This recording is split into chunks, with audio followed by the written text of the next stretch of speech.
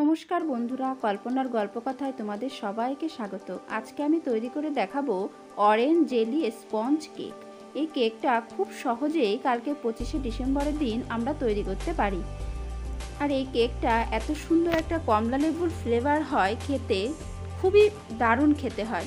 তোমরা বাড়িতে অবশ্যই কালকে একবার করে ট্রাই করো, দেখবে কতটা সুন্দর হয়। তো বন্ধুরা চলো দেখে নিই আমার এত সুন্দর সফট কেকটা আমি কি করে তৈরি করলাম। প্রথমে এখানে আমি কতগুলো লেবু নিয়ে নিয়েছি। লেবুগুলোকে আমি পরিষ্কার করে ধুয়ে নিয়েছি। এবার একটা লেবুকে আমি গ্রেটারের সাহায্যে আমি গ্রেট করে নেব। এর খোসাটাই শুধু গ্রেট করব, ঘুরিয়ে ঘুরিয়ে লেবুটার খোসাটা গ্রেট করে নেব। ছোটোটার মধ্যে দিয়ে করব, এখানে দুটো থাকে, তো ছোটোটার মধ্যে গ্রেট করে নেব। তো দেখো গ্রেট করা হয়ে গেছে। এটা আমি রেখে দেবো সাইড করে। এবার আমি আর যে লেবুগুলো আছে সবগুলোকে ছাড়িয়ে নেব। তো ছাড়িয়ে নেব, এইভাবে সবগুলোকে ছাড়িয়ে নেব। তো দেখো আমার সবগুলো ছাড়ানো হয়ে গেছে খোসাগুলো। এবার আমি জুসারে দিয়ে রসটা বের করে নেব। তো দেখো রসটা বের করেও নিয়েছি, ভালোই রস হয়েছে আর রসটা মিষ্টিও আছে। এবার আমি একটা বড় বাটি নিয়ে নিয়েছি।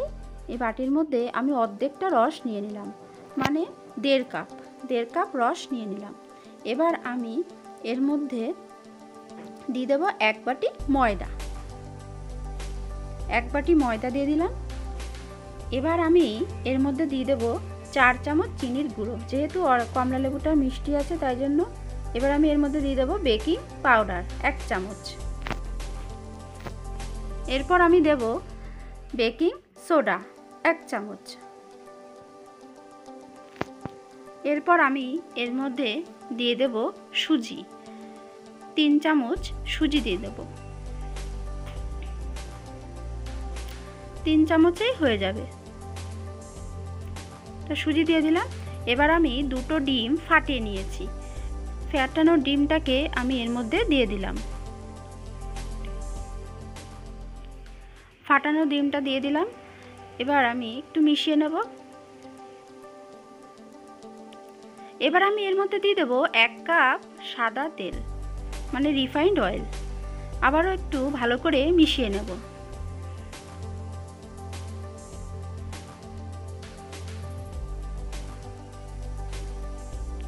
খুব সুন্দর করে মিশিয়ে নিলাম।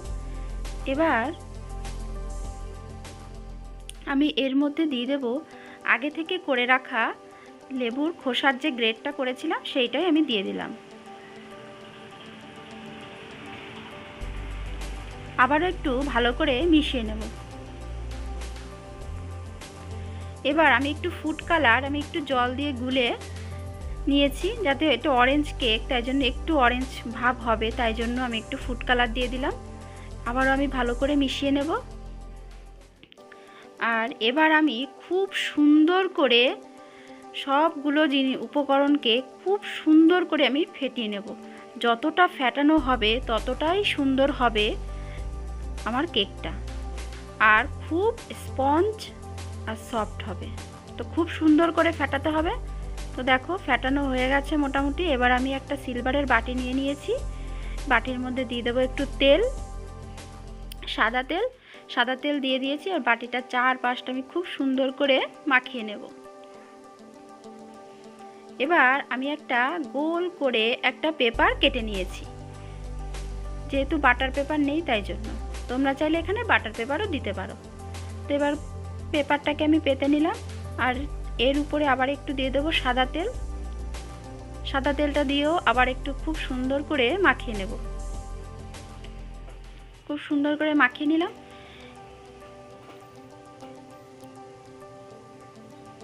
তাহলে আর কেকটা একটুও লাগবে না। এবার আমি এর মধ্যে ব্যাটারটা ঢেলে দেব।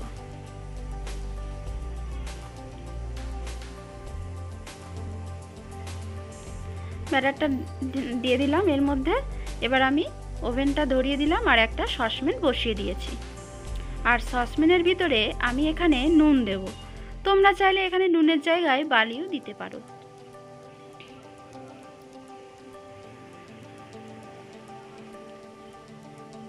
নুন যতটা খুশি দিতে পারো। তো আমি এখানে আমার সসপ্যানটা অনুযায়ী দিলাম। আমি পুরোটাকে খুব সুন্দর করে একটু বিছিয়ে নেব, লাগলে আবারও একটু দিয়ে নেব।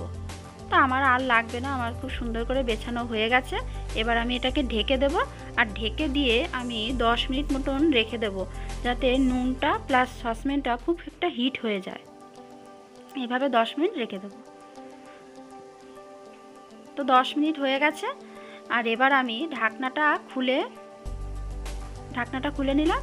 আর এবার আমি বাটিটাকে বসিয়ে দেব এর মধ্যে।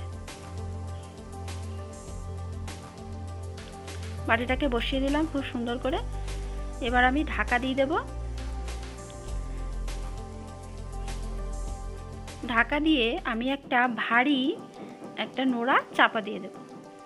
ভারী নোড়া চাপা দিয়ে এইভাবে আমি 20 থেকে 25 মিনিট রেখে দেব। ততক্ষণে আমি জেলিটা তৈরি করে নেব। জেলিটা তৈরি করার জন্য কড়াই বসিয়ে দিয়েছি, আর কড়াইতে আমি বাকি যে লেবুর রসটা ছিল সেটাও দিয়ে দিলাম। এবার আমি এর মধ্যে দিয়ে দেব চিনি, 2 টেবিল স্পুন চিনি দিয়ে দিলাম।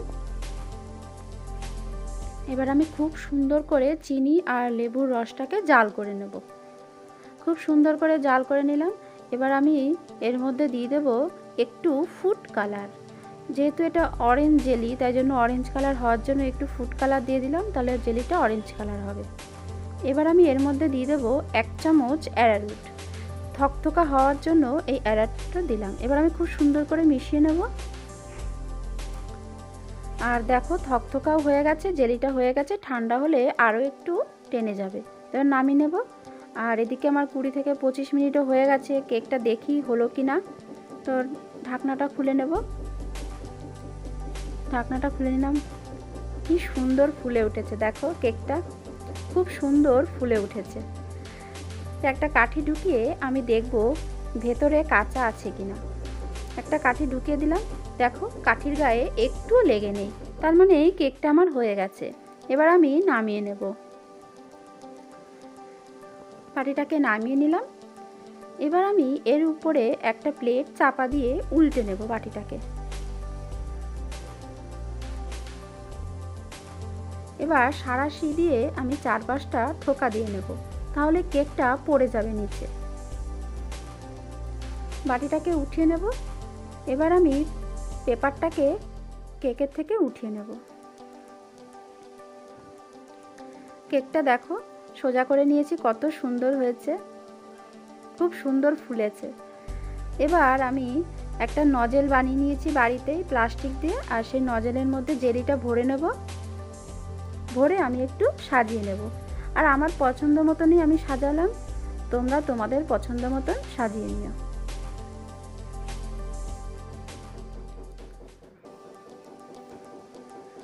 খুব ভালো আমি পারি না, তো যেরমই পারি সেরমই একটু সাজিয়ে নিয়েছি জেলি দিয়ে। আর একটু চেরি আমি কেটে নিয়েছি কুচি করে, তো সেটা দিয়েও একটু সাজিয়ে নেব। খুব সুন্দর দেখতে হয়েছে কেকটা। আশা করি খেতেও ভালোই হবে। তোমরা বড়দিনের দিন একবার নিজেরাই বাড়িতে এইভাবে কেক বানিয়েও দেখবে কতটা সুন্দর আর কতটা স্পঞ্জ, আর খুবই সফট হয় কেকটা। আর অসাধারণ স্বাদের এই কেকটা তোমাদের কেমন লাগলো অবশ্যই কিন্তু আমাকে কমেন্ট করতে ভুলো না। আর ভালো লাগলে লাইক করো, প্রচুর প্রচুর করে শেয়ার করে দিও তোমার আত্মীয় স্বজন বন্ধুদের মধ্যে। আর আমার চ্যানেলে যারা নতুন আছো তারা চ্যানেলটাকে সাবস্ক্রাইব করে পাশে থাকা বেল আইকনটি প্রেস করে রেখো, তাতে করে আমার ভিডিও ছাড়ার সাথে সাথে সবার আগে তোমার মোবাইলে পৌঁছে যাবে। তো আমি কেকটা কাটছি, কেটে দেখাচ্ছি যে কতটা স্পঞ্জ আর সফট হয়েছে। দেখো এত সুন্দর সফট আর স্পঞ্জ এই অরেঞ্জ ফ্লেভারের কেকটা কিন্তু খেতে হয় অসাধারণ।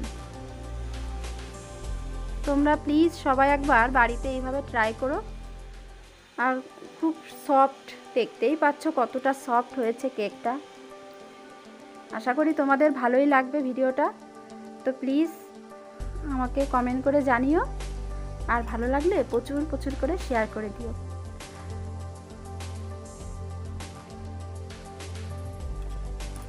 সবাই ভালো থেকো, সুস্থ থেকো। দেখা হবে এরকমই কোনো নতুন ভিডিওর সাথে। ততক্ষণে সবাইকে টাটা।